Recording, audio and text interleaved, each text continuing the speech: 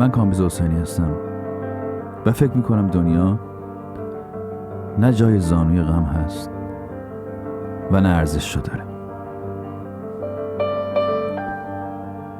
اینجا نیویورکه، شهری که دیگه حالا شده شهر من. امروز روز اول بهاره. تو ایران عید شده امروز. باورم نمیشه شده سال 1393. من متولد 54م. بچه که بودم سال 90 خیلی دور بود. روز اول عید اومدم تو خیابون ببینم چه خبره. من با اینکه آمریکا زندگی میکنم خیلی هم حال میکنم از اینکه نیویورکم و شهرم و اینجا، یعنی نیویورک رو خیلی دوست دارم، ولی عاشق زبان فارسی ام. کارم با ایرانه و زبون کارم فارسیه. تضاد جالبیه شاید. هر روز صبح تا شب با روحانی و خامنه‌ای و مایلی کوهن کلنجار میرم و تا پامو میذارم بیرون کلمات و آدم ها اونقدر سریع از ذهنم عبور میکنن، میچرخن لابلای هم و زندگی من یا علی شروع میشه. ولی عید فرق میکنه. عیدو دوست دارم من. کی دوست نداره عیدو؟ عید بازی رو هم دوست دارم، هرچند هیچ وقت به تنهایی خودم برای خودم سفره 7 سین ننداختم، ولی اگه شده دنبال سمنو تا یه شهر دیگه هم رفتم. این عید بازی ما ایرونی ها کلن یه حس خیلی باحالی داره، نداره؟ یه حس کمیابی که تا بهش نزدیک میشی غرق مشکلات و غم و قصه و بدبختی و قر و اینا هم که باشی یه جورای امید میپاشه تو دلت. انگار به دل آدم یهو میاد که سال جدید قرار دیگه اینجوری نباشه. این زندگی منه، این زندگی روزانه منه. من از این جاهای شروع میکنم، از خونه میام بیرون تا برسم سر کار. به این چیزا فکر میکنم، به این که سال جدید قرار خبرهای بدش کمتر باشه. آره دیگه، دل شکوندن و دل سوزوندنش کمتر باشه. قرار آدما صادقتر باشن، همه چی رنگی باشه. به رسم و خاطره رویایی که از بچگی بزرگ شدیم بهاش، این که سال جدید سال بهتری خواهد بود. بوی عیدی، بوی توپ، بوی کاغذ رنگی و این حرفا. هر سال من امیدوارم یه چیزایی عوض شه. روز اول عید، روز اول بهار، من همیشه خیلی امید دارم. همیشه امیدوارم که بهتر شه.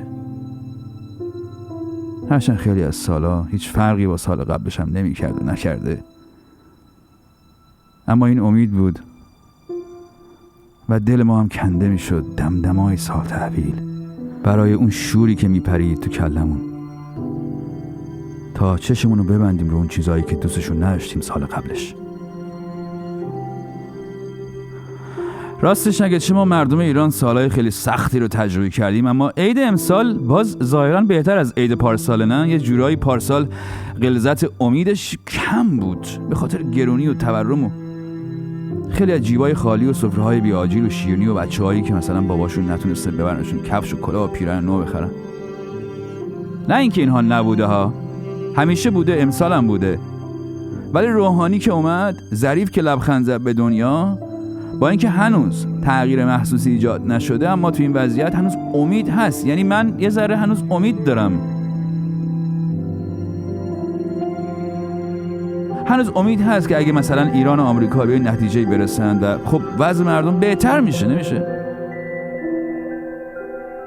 هر سال کلی مردم اصلا عید ندارن. منم که آمریکا زندگی میکنم تو این شهر عید ندارم البته، ولی اگه ایران باشی و عید نداشته باشی دیگه خیلی زور داره.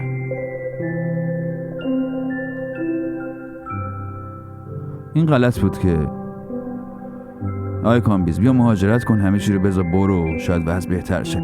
این تفکر غلط بود. من اومدم اینجا ولی همه چی هم با من اومد. حالا این عید منه، این روز اول بهار منه. دارم میرم سر کار و اینا هم شهریای منن تو نیویورک. برای خیلی ممکنه سوال باشه که اصلا چرا یه آدمی که تو نیویورک زندگی میکنه حواسش مدام پی این چیزاست. راستش خودم درست نمیدونم چرا. نمیدونم چه چیزی اینقدر محکم و سفت نخ ذهنم رو میگیره و با خودش میبره. شاید کودکیم باشه، شاید یه چیزی مثل یه مبارزه، یه جور تلاش برای پیدا کردن تمام اون چیزایی که یه وقتی جایی از من دریغ شده در کودکی، از همه ما دریغ شده. من که هنوز رویاهامو از دست ندادم. هر روز دنبال رویاهام میگردم. هر روز تو این شهر مسیر خاصی رو از خونه تا محل کارم میرم تا برنامه اجرا کنم. تو این مسیر یه عالمه آدم میبینم و گهگاهی باشون حرف میزنم. این آدما، این شهر، اینجا زندگی منه. برای من که آمریکا زندگی میکنم و کارم در ارتباط با ایرانه، این داستان ایران آمریکا هم یه دوگانگی عجیبی داره، ولی تمام تلاش من اینه که بتونم یه چیز مثبت و سازنده اضافه کنم به یه چیزی. یعنی اگه آخر قصه بگن آقا این کاری که داشتی میکردی ضررش بیشتر از منفعتش بود، خیلی زور داره واقعا. زورش از نداشتن حس نوروز تو امروز که روز اول عیده خیلی بیشتره.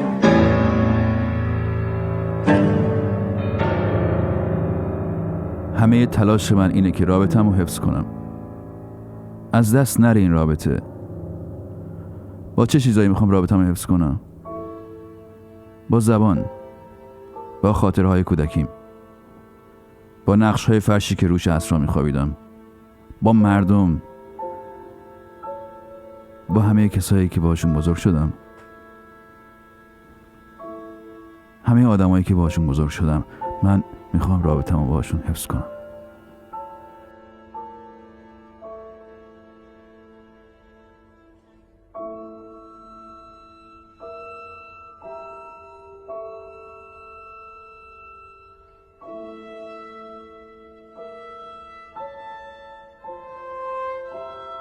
نوستالژی لزوما چیز مثبتی نیست، ولی یه چیزایی رو من میخوام حفظ کنم. یه تصویر رو. این تصویر، ساختن این تصویر شده همه زندگی و کسب کارم. من کم کم دیگه دارم میرسم به محل کار و باید برم برنامه رو اجرا کنم. من کامبیز حسینی هستم و فکر میکنم دنیا نه جای زانوی غم هست و نه ارزششو داره.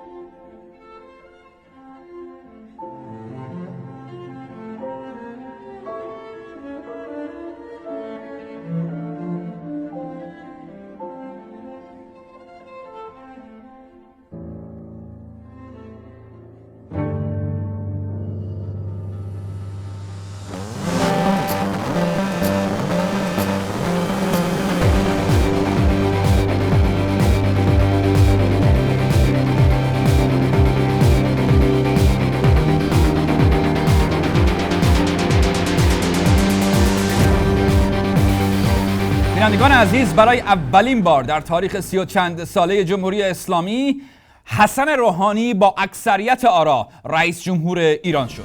جناب آقای حسن روحانی با اختصاص 18,613,329 رای به خود حائز کسب اکثریت مطلق آرا و به عنوان رئیس جمهور منتخب دوره 11 انتخاب گردیدند. طرف سوگند یاد کرد و ایران همش از لحظه سوگند از سرخس تا خرمشهر آزاد شد. در برنامه مدون من علاوه بر برنامه برای حل مشکلات اقتصادی، اجتماعی، سیاست داخلی، سیاست خارجی و امور فرهنگی، برنامه کوتاه مدت 1 ماهه و 100 روزه وجود دارد. 100 روز ما می توانیم در یک زمان کوتاه تحول اقتصادی در کشور به وجود آوریم. از همین رو ما به عنوان جیره‌خواران غرب و وطن فروشان و چوبلای چرخ دولت فرو کنندگان چاره‌ای نداریم جز اینکه نگاهی بیاندازیم به مهمترین دستاوردها و دستاوردهای دولت تدبیر و امید در 100 روز اخیر. جانم ببخشید. حالا خب چون شمایی تا جایی که میتونیم باش. صدای شما رو شنیدم. بله. بنده بی‌طرفانه به مسئله نگاه خواهم کرد، وگرنه البته ما که نوکر استکباریم، تکلیفمون معلومه. اولین رویداد 100 روز اخیر رو بده بیا.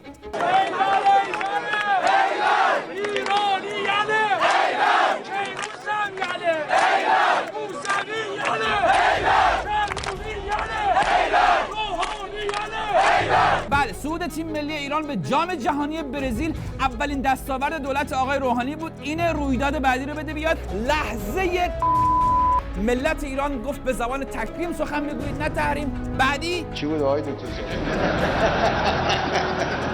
خنده و نشاط در هر حال در نوع خودش دستاورد مهمی بود که دولت به خوبی به دست آورد. بعدی که توی دروازه شکیرا توی تلویزیون ملی میهنی. رویداد دیگری که در این 100 روز به وقوع پیوست، بازگشایی خانه سینما. دستاورد. به نظرم همین مرحله به عنوان مرحله اول خب خیلی کار مهمی انجام شده. بله روحانی متشکریم. سانسور واژه آش از سخنرانی رهبری. کاسه های داغتر از دنبال آتش افروزی. دستاورد. سالها پیش اسم گذاری شد نرمش قهرمانانه، عیبی نداره. بله شل کردن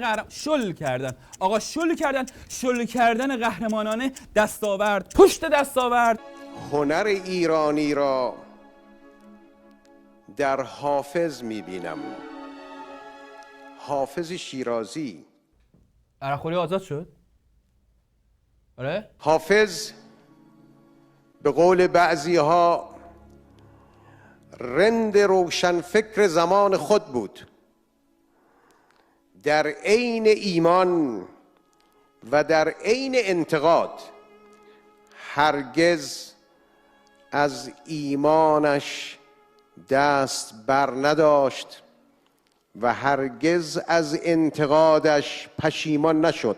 جناب روحانی، این مملکت پر از رندان روشنفکر بود، کسانی که در عین انتقاد هرگز از ایمانشان دست بر نداشتند و هرگز از انتقادشان پشیمان نشدند، ولی هیچ از حال روزشان شما خبر دارید. سوال ما از شما این است آقای روحانی، شما این خانم را میشناسید؟ من برای هر لقمه‌ای که میخورم کار میکنم، حتی برای هر نفسی که میکشم. زندگی من چه تعارفی داره؟ چرا نباید بلند بخندم یا مسخرگی کنم؟ ایشون سوسن تسلیمی هستند، یکی از قدرتمندترین هنرمندان سینما ایران. ایشون آقای روحانی خیلی وقت رفتن از اون مملکت، خیلی وقته نیستن. چرا؟ نمیدونستی؟ حالا خب توضیح میدیم. بعدی رو بذار. شاد باشید. اسم من بهرام ویساییه. ایشون یکی از بزرگترین مردان این تاریخ در عرصه فرهنگ و هنر هستند. تئاتر، سینما، فلان اینا در حال حاضر در خارج از ایران هستند. چرا؟ ای وای من نمیدونم. این بپرس از اون ور جنتی دور و برتن، اینا بپرس چرا بیضایی تو ایران نیست الان. آقای روحانی همشون تازه خارج از ایران نیستن ها، یه عده داخل ایرانن ولی فقط فیزیکی داخل ایرانن و در اصل انگار خارج از ایرانن. مثل کی؟ ناصر تقوایی. آها بذار اینها رو یخم راه نمیره. من رو یخ راه نمیرم، رو زمین سفت راه. ناخدا خورشید دیدی؟ ناخدا خورشید اینجوری کبریت یه دست روشن میکرد، دیدی؟ اونی که یه دست نداشت، نه اونی که یه دست داشت. کارگردانش ایشون بود. آقای تقوایی الان مدت هاست که از دست شما و رفقای شما و دشمنای شما و اینا خونه نشین شد. فقط یه عده معدود که از جای معدود تغذیه میشن اونا باید حرف بزنن. اونا هم حرف بزنن، البته اشکال نداره، نقد کنن، اشکال نداره. چرا یه عده کم سواد بیان حرف بزنن؟ اساتید دانشمند ما، بزرگان دانشگاه ما خصوصی چرا حرف میزنن؟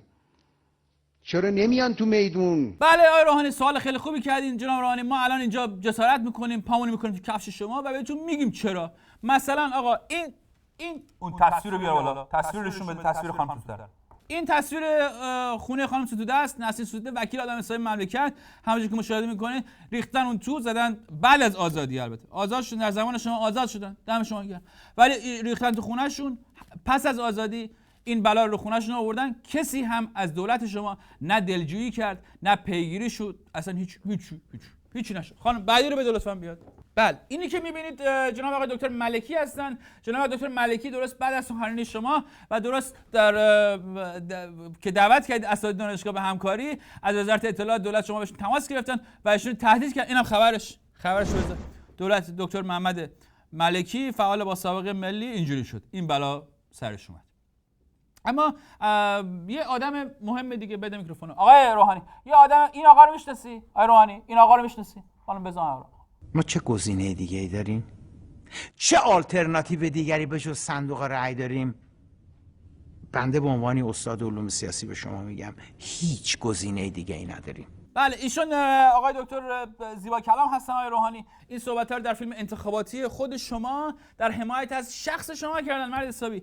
ایشون چند روز پیش گرفتن ایشون، درست چند روز قبل از سخنرانی شما که گفتین اساتید دانشگاه بیایند فلان کنند. بله اعلام دادستانی علیه دکتر زیبا کلام. اینم نامه که ایشون نوشته. یه چیز جالب نوشته اون بالا، آنکه دائم هوس سوختن ما میکرد کاش میآمد و امروز تماشا میکرد. بله کاش میآمد و امروز تماشا میکرد. الان این اتفاقی که براشون افتاده، خودشون به گفته خودشون شما زنگ نزدین که از دلشون در بیارید. بعدی رو بده. بله روزنامه بهار بسته شد. یه سری روزنامه نگار از نون خوردن افتادن، از کار بیکار شدن. هیچ کس از دولت شما نه عذرخواهی کرد نه دلجویی کرد. کلی امید ناامید شد. دریغ از یک اقدام عملی برای متوقف شد. بعدی رو بده. تهیه کننده فیلم سینمایی عصبانی نیستم امروز از دبیر جشنواره درخواست کردند که به احترام سینما ایران و برای حفظ آرامش در سینمای ایران این فیلم مورد ارزیابی نهایی در داوری قرار نگیره. بله بعدم صداش در اومد که به درخواست تهیه کننده نبوده. تهیه کننده درخواست خوندن که این کارو بکنه. از ترس لشکرکشی برادرها فیلمو کشیدن بیرون. سیمرغ بهترین بازیگر هم دادن به یکی دیگه. بعد یه نفر از اون دولت جلوی این کارو نگرفت، حتی نرفت دلجویی کنه از این. آخه این درسته واقعا؟ این صحیحه؟ نه شما آقای روحانی بگید این صحیحه واقعا؟ این واقعا درسته؟ این کار درسته واقعا؟ آینده تاریخ بر ما میبخشه؟ آینده تاریخ بر ما نمیبخشه. نمیبخشه آقای روحانی، نمیبخشه. آینده تاریخ هیچ آقای روحانی اینطوری پیش بره، حال حاضر تاریخ اصلا بر ما گذشت بر ما نمیبخشه. نکن آقا جان، آقای رئیس جمهور منتخب نکن، آقای محترم نکن. چرا آخه کی شود آخه این شهر آباد که هر کس که بر این تخت نشست پیمان خود با ما گسست؟ نکن آقا، نکن، یه کاری بکن که هر کس بر این تخت نشست پیمان خود با ما شکست، از ما گسست. ها؟ 3 2 1 اکشن. روحانی اومد بره تو تلویزیون گفتگوی ویژه خبری کنه. رئیس صدا و سیما یه دونه مجری بهش داد، گفت من اینو نمیخوام، مجری خودمو میخوام. خلاصه اینم خبرش. ایرنا نوشته که آقای رئیس جمهور گفته که رئیس صدا و سیما مانع پخش زنده گفتگوی تلویزیونی رئیس جمهور شد، دعواشون شد. خلاصه روحانی مجری خودش آورد، رئیس صدا و سیما مجری خودش گذاشت، اینا با هم دیگه بلند بلوم. خلاصه اینجوری شد که یکی فوری رفت تو سایت دولت کلی بازی و این حرفا، اون یکی زنگ زد بچهای بالا سایت ایرنا فلان سسو کشتن پایین. خلاصه تاش 1.5 ساعت تلویزیون موسیقی اصیل انقلابی پخش کرد تا اینکه دعوا تموم شد. دیدین مثلا سرتراشا بیکار میشن، سر هم دیگر میتراشن. این بود قضیهش. اینا موقعی که با همه به توافق رسیدن دیگه کسی واسه جنگ و دعوا ندارن، میشن هم دیگر بنگ بنگ میخورونن. البته حق با روحانی بود، ولی حق با روحانی بود. حق با روحانی.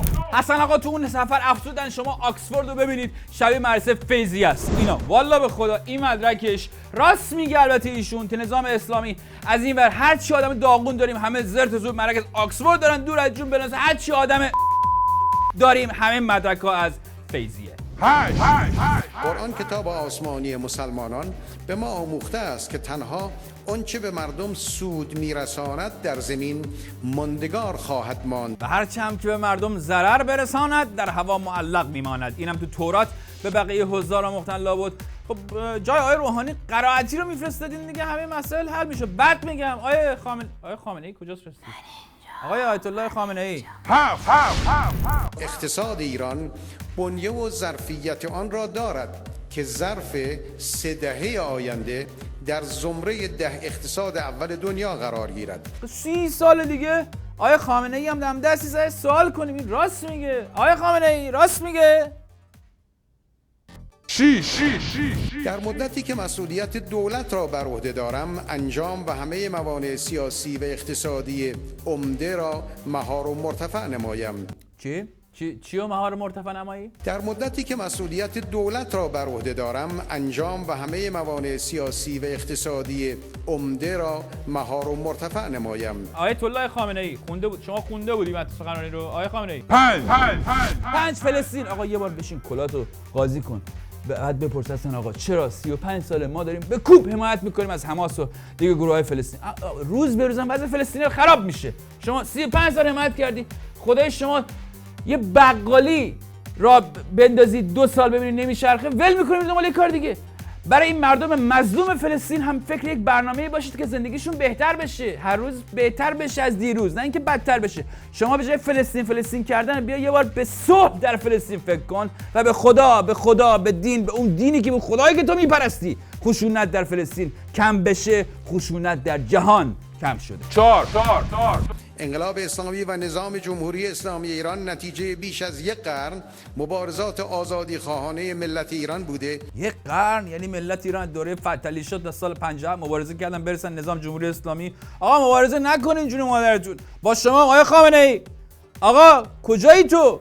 مبارزه نکن بس دیگه. کجایی ولی؟ 3 آیا شقه یه زمانی از روزنامه همشهری اونورتر نوشتن خط قرمز معصوم میشد دیگه چه برسه روزنامه‌های خارجی، ولی در روز روشن حسن روحانی اومد رفت یه روزنامه آمریکایی مقاله نوشت، واشنگتن پست. رئیس جمهور ایران رفت تو واشنگتن پست مقاله، خدای منو بکش اینا صهیونیستن همش. 2 حسن روحانی، اقتصاد مقاومتی جهت دهنده اقتصاد کشور در سالهای آینده است. اما اینکه حالا این اقتصاد یعنی چی، کی قراره در برابر چی مقاومت بکنه و تا کجا مقاومت بکنه، یا اینکه از این کسا مسئولی در برابر وسوسه پول نفت مقاومت کنند و تو جیبشون نذارن، یا این کسا مردم باید مقاومت کنند در برابر وسوسه 3 وعده غذا و یه زندگی معمولی، هیچ کدوم معلوم نیست. فقط میدونین که باید مقاومت کرد.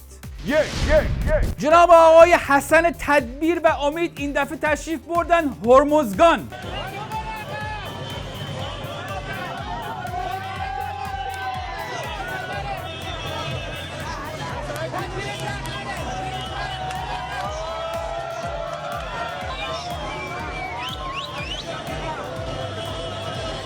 ما از اینکه حجم انتقادات نسبت به سفر قبلی ایشون به خوزستان انقدر مؤثر و سازنده بوده و ایشون انقدر به واکنش‌ها نسبت به دووندن مردم دنبال ماشین اهمیت دادن که دیگه هیچ وقت این کار رو ادامه ندادند، امیدواریم که ایشون همین فرمون و تدبیر و امید و فلان بره جلو، دوباره به خاطر کشته زخمی‌های سعادت کالا از ملت عذرخواهی کنه، بعد دوباره بره جلوی ملت فلان، ملت بدون دنبال ماشینش یعنی بدونه، بعد دوباره انتقادات جواب بده، هی ملت بدو، ماشین حسن بدو، ملت بدو، سبد بدو، زنبیل بدو، انتقاد بدو، ژنو بدو، ان شاءالله آخر دوره حسن و تدبیر و اینا همه شده باشن قهرمان 2. مهمان این هفته شما مهرانگیز کار است. امیدوار نیستین شما؟ من نه. شما به آقای روحانی و داستان روحانی و حسن روحانی امیدوار نیستین؟ چرا؟ به آقای حسن روحانی در سیاست خارجی امیدوار هستم، ولی در بحث مسائل زنان امیدوار نیستم. مسائل زنان گره خورده به آزادی بیان و به اینکه تشکل‌ها و اجتماعات بتونن به وجود بیان. مهمان این هفته شما با کمال افتخار جناب آقای پرویز صیاد هستن. آقای روحانی قرار همیشه درست کنه دیگه، اگرم شما برگردین شرایط کاری برای شما باشه، چون اومدن گفتن ما میخوایم همه ایرانی‌ها برگردن، فتنشونه. بله من یادم میاد که هنوز از خاطر نبردم که دوران خاتمی هم همین حرفا زده شد و همین دریچه‌های باغ سبز گشوده شد، ولی خیلی زودتر از اون چیزی که پیش بینی میشد همه این دریچه‌ها بسته شد. برای اینکه در جامعه‌ای که به هر حال یک حکومت خودکامه‌ای همه چیز رو اداره میکنه، این دریچه‌های باغ سبز گهگاه بر حالت عوام فریبی داره. مهمان این هفته شما خانم محبوب عباس قلی زاده است. چقدر شما به دولت آقای روحانی امیدوارید برای بهبود شرایط در مورد مسائلی که شما روش کار میکنید در ایران؟ من به آقای روحانی در حدی امیدوارم که بتونه فقط یه فضای باز بشه برای جامعه مدنی.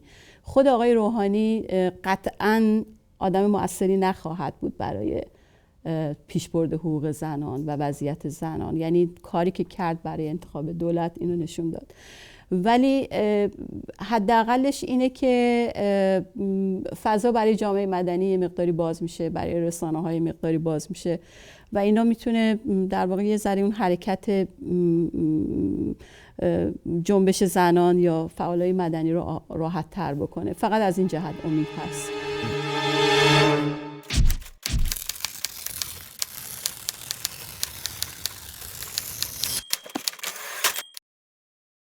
پلیتیک این هفته رو کسی نزد جز حسن روحانی، رئیس جمهور محبوب و مردمی، که درست در زمانی که همه چشمها به سوی ایشون بود که در سالروز 1000 روز حصر خانگی میر حسین و کروبی و رهنورد بالاخره چیکار میخواد بکنه، یه جوابی داد تو مایه‌های برو دنبال نخود سیاه و گفت این تیتر خبر روحانی 2 برای تدوین حقوق شهروندی در حال رایزنی با حقوقدانان هستیم. و ایشون ادامه دادند دولت تدبیر و امید همانطور که در شعارهای خود اعلام کرده به حقوق شهروندی معتقد و پایبند بوده و به دنبال تدوین منشور حقوق شهروندی است. بعدش هم گفت که قراره با حقوقدانها صحبت بشه، نخبگان ببینند تا نظرات آنها هم اعمال بشه تا بعدش تازه منشور حقوق شهروندی منتشر بشه. یعنی بوروکراسی، کاغذبازی در حد. اما پلیتیک زد، به مردم نگفت که تا حالا منشور پنشور رو بشینن کارشناسا بنویسن. آقا این تلفن رو بردار یه زنگ بزن به شورای امنیت ملی، یه جلسه بگو بذارن با این حصر موسوی کروبی رهنورد چیکار کنن. چراغی که به خانه رواست به مسجد حرام است. یعنی فقط پشمک یزد شیرینه، گز اصفهان شیرین نیست، قطاب یزد شیرین نیست. یعنی حصر خانگی موسوی کروبی رهنورد حقوق شهروندی نیست، پیدا کردن قاتل ستار بهشتی حقوق شهروندی نیست، دسترسی به اینترنت حقوق شهروندی نیست. حالا نمیشه بدون منشور حقوق شهروندی و نظر نخبگان یه دستور داد اینها بررسی بشه. جناب آقای رئیس جمهور، خلاصه 3 ماه خورده است که آقای روحانی پلیتیک زده، هی چرخونده، پیشونده و ما منتظریم ببینیم که این چرخش و پیچش کی تموم میشه و کی این مسئله‌ای که مثل آفتاب روشنه میره جز حقوق شهروندی ملت همیشه صحنه‌دار ایران. فکر میکنم سیاست باهوش و محترم آری پلیتیک، اما بی پلیتیک تا هفته دیگه و پلیتیک دیگه مخالفت نشته باشید و خوشبین باشید، چرا که دنیا نه جای زانوی غم هست و نه واقعا ارزش داره. پلیتیک هر جمعه همینجا 10 شب تهران.